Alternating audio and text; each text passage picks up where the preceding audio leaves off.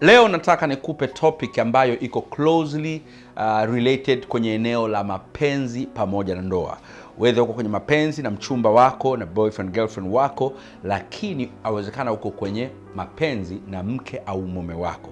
Nataka nikupe mazingira hatarishi kwa mahaba na penzi lako, au vitu vitakavyoathiri mahaba na penzi lako, mazingira yatakayoathiri mahaba na penzi lenu, vitu au mazingira yanayoweza kuwa dangerous kwa penzi lenu, kwenye mahaba na penzi lenu. Mahaba ni vile vitu ambavyo vinalifanya penzi likastahimili au likashamiri, ndio linaitwa mahaba. Kwa penzi ni kitu kikubwa, alafu vile vitu mnavyovifanya ili muitwe mnapendana ndio mahaba, especially vile vinavyoongeza mvuto baina yenu. Nataka nikupe vitu vinne tu ambavyo, au mazingira manne ambayo ukifanya mchezo yatafanya muachane hata kama mnapendana kiasi gani. Jambo au mazingira ya kwanza ni kosa la kuruhusu intimacy kufa, kosa la kuruhusu ukaribu wenu kufa, kosa la kuruhusu mvuto baina yenu kufa. Intimacy ni nini? Intimacy ni ile hali ya ndani inayokufanya umkose mwenzako anapokuwa hayupo, umkose mwenzako anapokuwa mbali na wewe, umkose mwenzako anapokuwa hajakupigia simu, hajaongea na wewe, unapojisikia vibaya kuto kumwambia usiku mwema kama amesafiri, unapojisikia ngumu kuto kumwambia umefika salama. Kale ka kitu kanakowaunganisha ndani, hamko pamoja lakini kuna kitu kinawaunganisha, unatamani kumsikia, unatamani kusikia harufu yako, unatamani. Hako ndiko kanaitwa intimacy. Watu wengi kwa kuto kujua kwenye penzi wanakuwa busy na kuruhusu mastresi na kuruhusu migogoro na kuruhusu changamoto mbalimbali, zinaua hiyo intimacy bila kufa. Na bahati mbaya intimacy inavyokufa, hauna alarm, haikupi road sign, haikupi alama za barabarani kwamba angalia unaanza kuwa intimacy kwa 60%, angalia unaanza kuwa kwa 10%, angalia mbaki 5%. Unaenda na maisha yako ya kawaida, ghafla unashangaa hakuna tena mvuto. Asafiri asisafiri sawa, afe asife sawa, aumwe asiumwe sawa, ale asile sawa, awai asichelewe sawa, msafi asiwe msafi sawa, vyovyote vikitokea kwenye maisha yake, maisha yanaendelea. Intimacy imekufa. Kosa kubwa sana. Mazingira namba 2, kuruhusu kuzoeana kupitiliza. Hapa ndiko mnachukuliana poa. Kuzoeana ni jambo zuri, lakini kuzoeana kupitiliza ni jambo baya. Mkizoeana mkapitiliza, mnaanza kuchukuliana poa.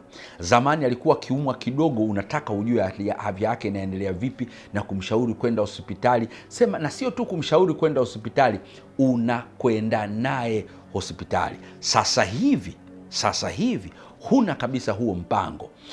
Anaumwa, anahangaika mwenyewe, anaumwa, ulikuwa unamnotice, kuna kitu kimetokea kwenye maisha yake, ulikuwa unanotice hisia zake, unanotice hichi. Sasa hivi don't do that. Kwa sababu gani?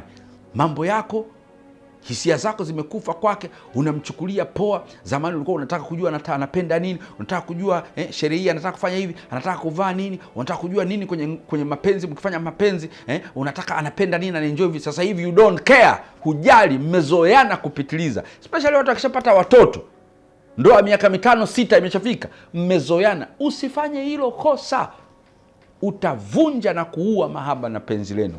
Mazingira namba 3, kushindwa kushughulikia migogoro. Juzi niliposti kwenye social media na mitandao yangu nikasema, kati ya vitu vinaua sana tendo la ndoa kwenye mahusiano na ndoa ni migogoro ambavyo havijashughulikiwa, unsolved and unresolved conflicts.